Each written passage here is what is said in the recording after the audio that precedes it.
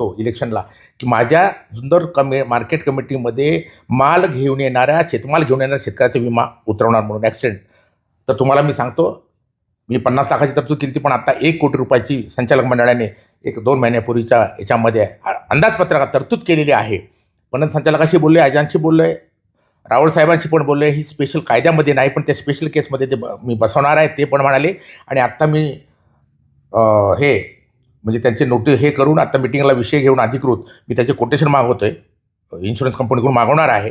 आणि माझ्या जुन्नर तालुक्यातल्या कृषी उत्पन्न बाजार समितीमध्ये शेतमाल विक्री घेऊन येणाऱ्या शेतकऱ्यांना 5 लाखाचा विमा या वर्षात म्हणजे लवकरच देणार आहे. तिथं नाही, 2026ला ऍक्टिव्हेट होईल.